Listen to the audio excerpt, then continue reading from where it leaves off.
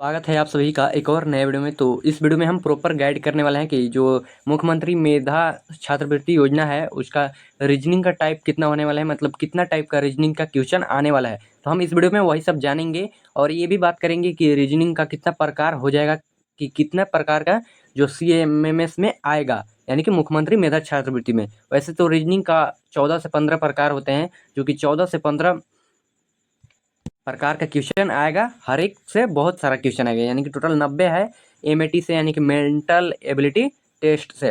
तो हम यहाँ पे देखने वाले हैं। और यहाँ पे बाकी इंडियन एयरफोर्स या अग्निवीर हो या SSC GD, उन सब से ज़्यादा रीजनिंग का क्वेश्चन इसमें आने वाला है, क्योंकि 90 क्वेश्चन आने वाला है यहाँ पे। तो हम यहाँ पे देखते हैं। तो यहाँ पे फर्स्ट में हम यहाँ पे अभी देखेंगे। तो यहाँ पे लिस्ट है टोटल अभी इंडियन आर्मी ये सब का, जो कि रीजनिंग पूछा जाता है। तो हम देखते हैं इसे। आप लोग चैनल पे नए हो तो चैनल को याद से सब्सक्राइब कर लेना एंड वीडियो को भी लाइक कर देना। तो हम यहाँ पे देखते हैं कि इंडियन आर्मी में और इसमें क्या फ़र्क होने वाला है। और लास्ट में हम देखेंगे ये भी कि सारे रीजनिंग का प्रकार का हम एक एक क्वेश्चन सोल्व करने वाले हैं और देखने वाले हैं कि आपसे हो पाएगा या नहीं। तो यहाँ पे पहला हो जाएगा, अभी हम देखते हैं Indian army air force SSC GD का रीजनिंग। तो फर्स्ट हो जाएगा सीरीज, दूसरा यहाँ पे कोडिंग डिकोडिंग, और तीसरा यहाँ पे ब्लड रिलेशन यानी कि रक्त संबंध, चौथा यहाँ पे डायरेक्शन और डिस्टेंस, पांचवा है यहाँ पे एनालॉजी यानी कि समानता, और यहाँ पे ओड वन आउट यानी कि विषम चुनना, और तीस तीस में यानी कि सातवां हो जाएगा अब यहाँ पे मैथमेटिकल ऑपरेशन, और यहाँ पे वेन डायग्राम। फिर हो जाएगा 9 में मिरर इमेज, वाटर इमेज, और 10 में हो जाएगा नंबर पजल, और 11 हो जाएगा यहाँ पे नॉन वर्बल रीजनिंग, और यहाँ पे 12 में हो जाएगा क्लासिफिकेशन, और ये 13 नंबर है। ये CMMS में 13 नंबर का कम आता है, यानी कि अल्फ़ाबेट टेस्ट है वो CMMS यानी कि मुख्यमंत्री मेधा छात्रवृत्ति योजना में कम आता है। 14 नंबर है यहाँ पे स्टेटमेंट और कॉन्कुलेशन। तो यहाँ पे देखते हैं अब आगे। और हमें मुख्यमंत्री मेधा छात्रवृत्ति योजना 2025 में सिर्फ ये रीजनिंग पढ़ना है। तो यहाँ पे देखते हैं CMS एग्जाम MAT पेपर के लिए रीजनिंग टॉपिक क्या रहने वाला है। यहाँ पे टॉपिक हो जाएगा क्रमशः में, हम देखते हैं टॉपिक का नाम यहाँ पे है। फर्स्ट में हो जाएगा सीरीज, सेकंड हो जाएगा एनालॉजी, थर्ड है यहाँ पे विषम चयन यानी कि ओड वन आउट, फोर हो जाएगा यहाँ पे ब्लड रिलेशन, फाइव है यहाँ पे डायरेक्शन टेस्ट, सिक्स है यहाँ पे कोडिंग डिकोडिंग, और सेवन है यहाँ पे वेन डायग्राम, एट है यहाँ पे नॉन वर्बल रीजनिंग, और यहाँ पे 9 हो जाएगा कैलेंडर और क्लॉक, और 10 है यहाँ पे मैथमेटिकल पजल, 11 हो जाएगा यहाँ पे अल्फ़ाबेट टेस्ट, जो कि ये कम पूछा जाता है CMMS एग्जाम में, ये कम पूछा जाता है। और यहाँ पे 12 है मिरर इमेज, और 13 में है यहाँ पे यानी कि 13 छिपे हुए चित्र, और यहाँ पे फिगर कॉम्प्लेक्शन यानी कि चित्र पूर्ति, और यहाँ पे 15 हो जाएगा पेपर फोल्डिंग कटिंग। तो हम ये सभी देखने वाले हैं, सभी का एक एक क्वेश्चन। तो आप लोग याद से चैनल को सब्सक्राइब कर लेना, वीडियो को लाइक कर देना, और वीडियो को भी शेयर कर देना सभी फ्रेंड्स के पास जो CMMS का एग्ज़ाम दे रहे हैं इस बार 20 जुलाई को। तो यहाँ पे देखते हैं अब हमें ये 15 का देखेंगे एक एक क्वेश्चन विथ सोल्व। तो यहाँ पे सीरीज में है, यहाँ पे जो कि फर्स्ट है यहाँ पे हमारा सीरीज। तो सीरीज देखते हैं यहाँ पे। तो सीरीज में हो जाएगा, जो कि यहाँ पे दिया गया है 1 2 6 12 20। तो यहाँ पे क्या होगा, तो यहाँ पे हो जाएगा 28, क्योंकि इसमें यहाँ से यहाँ तक का 2 डिस्टेंस है, यहाँ से 4, यहाँ से 6, यहाँ से 8, तो यहाँ से 10 हो जाएगा। तो 20 और 10 इक्वल टू 1 मिनट। तो यहाँ से 10 का डिस्टेंस है, यानी कि इसका राइट आंसर हो जाएगा ऑप्शन नंबर यानी कि बी हो जाएगा। इसका राइट आंसर 30 होगा, यहाँ पे 28 नहीं होगा। तो आगे देखते हैं, यहाँ पे कभी कभी गलत हो जाता है, मिसप्रिंट हो जाता है। अब एनालॉजी यानी कि समानता देखते हैं यहाँ पे। तो बर्ड का समानता हो गया नेस्ट से, यानी कि बर्ड है वो नेस्ट यानी घोंसला। तो बी यानी कि जो मधुमक्खी होती है उसका हाइव, यानी कि जो मधुमक्खी का खोता होता है, यानी कि क्या बोलते हैं उसे, मधुमक्खी का छत्ता उसे बोलते हैं। तो ये हो गया यहाँ पे एनालॉजी यानी कि समानता देखना रहता है। अब यहाँ पे देखते हैं ओड वन आउट ऑफ। तो यहाँ पे विषम चयन यानी कि यहाँ पे दिया गया है 125, यानी कि 5 का क्यू हो गया, यहाँ पे 226 लिखा गया है तो 6 का क्यू हो गया, 343 है तो 7 का क्यू हो गया, 512 है तो 8 का क्यू हो गया, लेकिन 700 इन सब में से अलग है। तो इसका राइट आंसर हो जाएगा ऑप्शन नंबर डी, जो कि यहाँ पे दिया गया है 700। अब यहाँ पे देखते हैं ब्लड रिलेशन, चूँकि है यहाँ पे लिखा गया है एक महिला कहती है यह मेरे पति की माँ का बेटा है। एक महिला क्या कहती है, ये मेरे पति की माँ, यानी कि ये जो पति है इसकी माँ का बेटा, यानी कि यही हुआ इस माँ का बेटा यानी कि इस महिला के पति, तो इसका राइट आंसर पति हो जाएगा। यानी कि आप लोग समझ लेना, अभी बहुत सारा वीडियो आने वाला है, 20 जुलाई को आपका एग्जाम होने वाला है। हम समझा दे रहे हैं कि किस प्रकार से क्वेश्चन आएगा और कितने प्रकार होते हैं रीजनिंग का, जिससे क्वेश्चन आ जाएगा और आप लोग प्रॉपर अच्छे तरह से गाइड हो जाओ। तो यहाँ पे अब देखते हैं डायरेक्शन टेस्ट। राम दक्षिण की ओर 10 मीटर चला, फिर बाएं 5 मीटर, फिर बाएं 10 मीटर। हमने यहाँ पे चारों दिशाओं का नाम लिख दिया है, जो कि यहाँ पे है दक्षिण, उत्तर, पूरब, सॉरी पश्चिम, और ये हो गया पूरब। तो यहाँ पे क्वेश्चन में क्या बोला गया है, राम दक्षिण की ओर यानी कि दक्षिण की ओर 10 मीटर चला, तो दक्षिण की ओर 10 मीटर चला, फिर वहाँ से बाएं मुड़कर यानी कि बाएं मुड़कर, तो हम बाएं मोड़ लिए, 5 मीटर चला, फिर बाएं मुड़ा, यानी कि जब वो इधर चल रहा था तो ये फिर बाएं मुड़ा यानी कि इधर, तो अब किस तरफ है, तो उत्तर की तरफ, यानी कि इसका राइट आंसर उत्तर हो जाएगा। अब देखते हैं यहाँ पे क्वेश्चन नंबर 6, जो कि हो जाएगा कोडिंग डिकोडिंग से। हम यहाँ पे 15 का एक एक क्वेश्चन देखने वाले हैं, जो कि 15 टॉपिक से आपका क्वेश्चन आने वाला है आपका CMMS एग्जाम में। तो यहाँ पे लिखा गया है टेबल को, जब यहाँ पे ये जो पैटर्न दिया गया है ये गलत है। यहाँ पे लिखा गया है यदि टेबल को VCDNG, तो चेयर को क्या लिखा जाएगा, तो यहाँ पे सभी में 2-2 का प्लस लिखा गया है, यानी कि टी का हो जाएगा UV यानी कि 2 प्लस हुआ, और यहाँ पे ए का हो गया C, तो इसमें भी 2 प्लस हुआ। तो वैसे ही यहाँ पे चेयर को भी 2 प्लस कर देना है, तो यहाँ पे C के बाद 2 क्या आएगा, तो यहाँ पे CDE आ जाएगा C के बाद। वैसे ही H के बाद क्या आ जाएगा, J आ जाएगा, A के बाद क्या आएगा C, I के बाद K, और R के बाद T। तो यहाँ पे इसका right answer option number A हो जाएगा। अब यहाँ पे आगे देखते हैं क्वेश्चन नंबर 7, जो कि हो जाएगा वेन डायग्राम। तो हम इसे समझेंगे अच्छे तरह से, आगे समझेंगे, ऐसे यहाँ पे डायग्राम नहीं है तो यहाँ समझ नहीं आएगा। और यहाँ पे 8 नंबर है नॉन वर्बल, नंबर को भी हम आगे देखेंगे। 9 नंबर है यहाँ पे कैलेंडर और क्लॉक। तो इसमें बहुत तरीके से क्वेश्चन आते हैं, तो हम इसे ध्यान से पढ़ के और आंसर देने वाले हैं। तो हम 15 नंबर क्वेश्चन को अब प्रॉपर तरह से सोल्व करते हैं। यहाँ पे 2023 से 24 के बीच में लीप वर्ष आता है, यानी कि फरवरी का महीना है वो 29 दिन का हो जाएगा।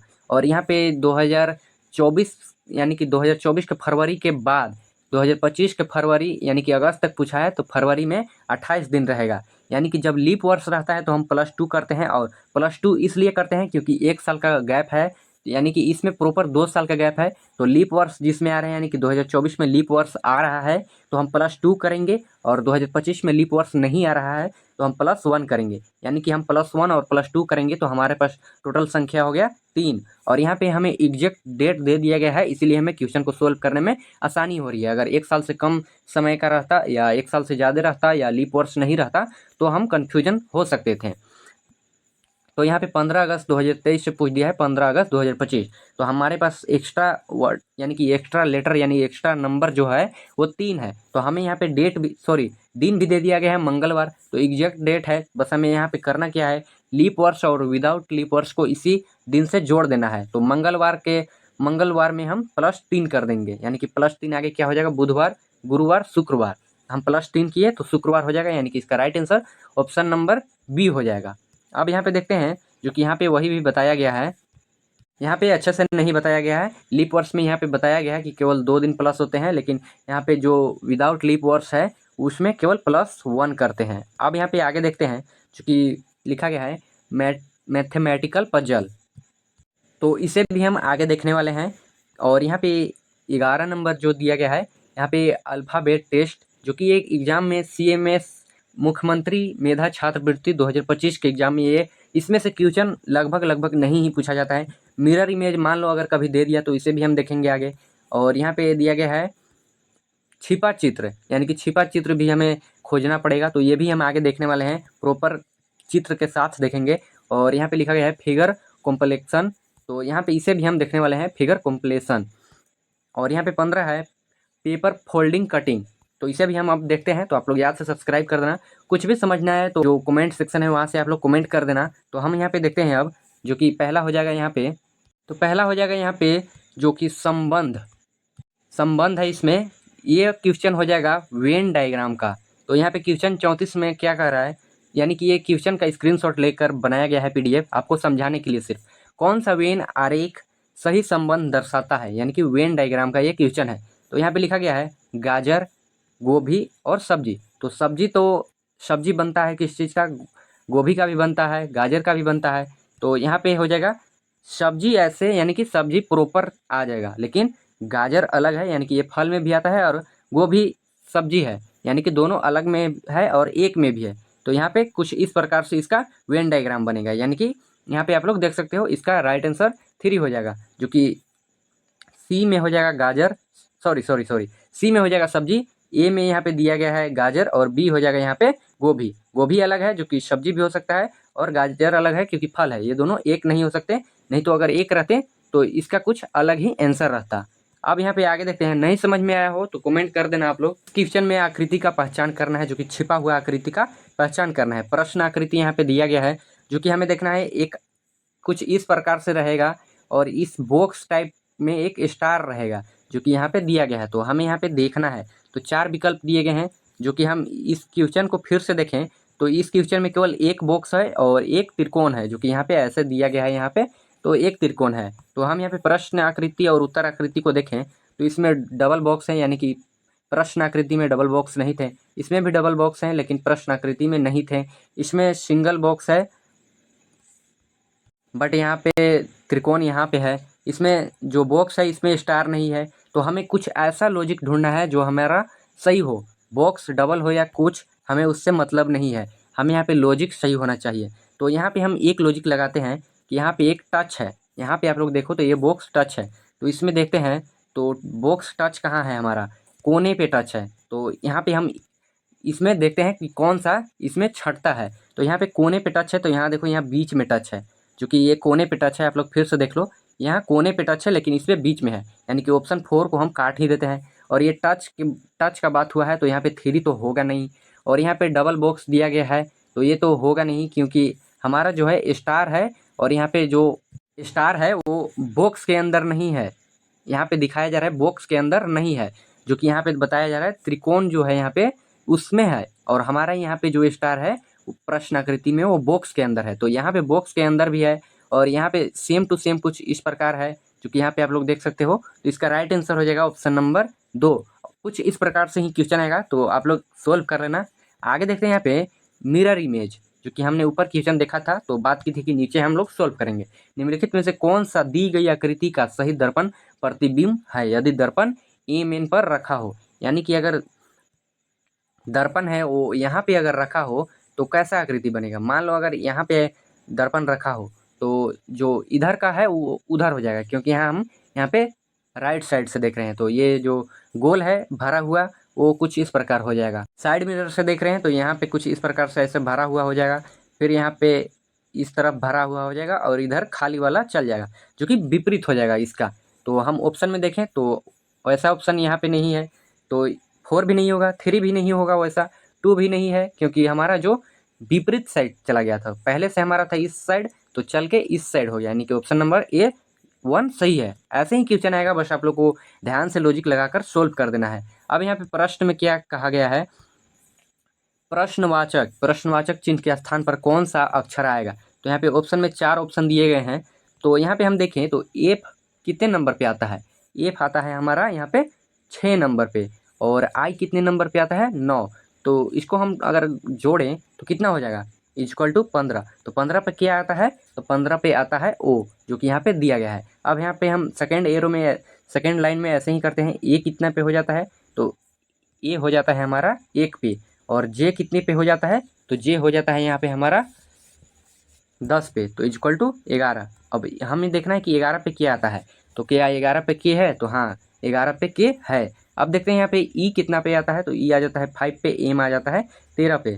तो हम यहाँ पे 13 + 5 किए हैं, यानी कि 13 + 5 किए हैं, तो इक्वल टू कितना हो जाएगा 18। और 18 पे क्या इस ऑप्शन में से कोई है, तो हाँ यहाँ पे कौन सा है, तो 18 पे आ जाएगा आर, और इसका राइट आंसर जो हो जाएगा ऑप्शन नंबर 2। कुछ इस प्रकार से लॉजिक लगाकर आपको ये क्वेश्चन का सोल्यूशन करना है। आगे देखते हैं यहाँ पे, जो कि उपयुक्त विकल्प का चयन करके द्वितीय युग्म को पूरा कीजिए। ये क्वेश्चन कुछ डिफिकल्ट होने वाला है, जो कि ऐसा भी क्वेश्चन एग्जाम में पूछा जाता है, तो हम इसे भी देखते हैं। तो यहाँ पे आपको समझना होगा बारीकी से। तो यहाँ पे दिया गया है, यहाँ पे एक त्रिकोण है और यहाँ पे उसी को भरा गया है, बट यहाँ पे देखो यहाँ पे त्रिकोण कुछ इस प्रकार से था बट यहाँ पे कुछ इस प्रकार से हो गया। तो यानी कि इसमें रोटेशन किस प्रकार से किया गया, यहाँ था तो किस प्रकार से रोटेशन किया गया, यहाँ पे ये रोटेशन कुछ इस प्रकार से किया गया है, यहाँ है तो इसको इस प्रकार से घुमाया गया, यानी कि इसको इस प्रकार से घुमाकर यहाँ पे कलर कर दिया गया है। तो अब यहाँ पे गोल सर्कल दे दिया गया है।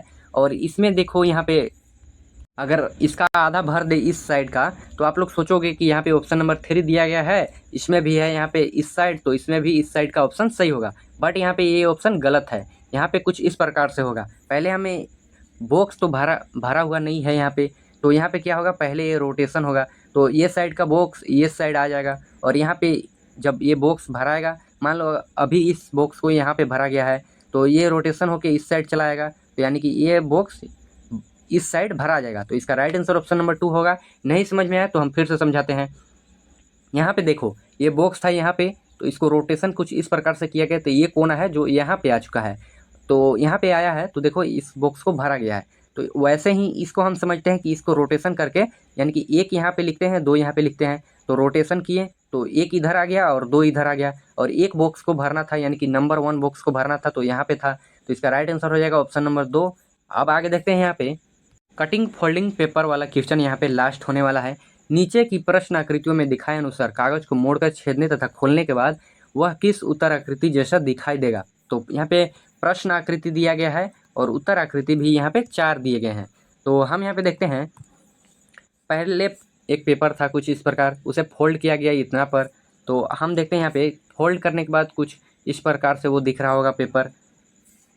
अब समझो यहाँ पे बारीकी से, पहले एक पेपर लिया गया है यहाँ पे, और उसे यहाँ पे इस डॉट डॉट के पास यहाँ पे इधर से फोल्ड कर दिया गया है। फोल्ड करने के बाद वो कुछ इस प्रकार से दिखेगा। फिर उसको यहाँ से फोल्ड किया गया है, इधर से फोल्ड किया गया है यहाँ से, तो यहाँ से फोल्ड करने के बाद वो कुछ इस प्रकार से दिखेगा, जो कि कुछ इतना दिखेगा जो कि यहाँ पे दिख रहा है। फिर इसे यहाँ से बीच से फोल्ड किया गया है, ऊपर से नीचे की ओर, ऊपर से नीचे की ओर। और यहाँ पे कहाँ पे काटा गया है, यहाँ पे काटा गया, जो कि यहाँ से फोल्ड किया जाएगा तो कुछ इस प्रकार से दिखेगा। और यहाँ पे काटा गया है और यहाँ पे, तो टोटल कट कितने होंगे। इसमें हम सिंपल लॉजिक लगाते हैं कि यहाँ पे टोटल फोल्ड कितने हुए हैं, 1 फोल्ड, 2 फोल्ड, 3 फोल्ड। 3 फोल्ड हो चुके हैं और टोटल कट लगाए हैं 2, यानी कि ये चौथा फोल्ड यहाँ पे है। तो हम मान के चलते हैं कि अगर 4 फोल्ड है तो इसमें 4 आएंगे, यानी कि 4 गोले आएंगे, जो कि कट यहाँ पे निकाले गए हैं, तो 4 गोले आएंगे। तो हम इस प्रकार से लॉजिक लगाएं तो यहाँ पे इसका राइट आंसर हो जाएगा ऑप्शन नंबर 3। ऐसे ही कुछ लॉजिक लगाकर आपको क्वेश्चन का आंसर देना है। तो हम मिलते हैं नेक्स्ट वीडियो में। अगर नहीं समझ में आया होगा तो आप लोग कमेंट कर देना। हम मिलते हैं नेक्स्ट वीडियो में, तब तक के लिए बाय बाय। आप लोग चैनल को सब्सक्राइब, वीडियो को लाइक कर देना।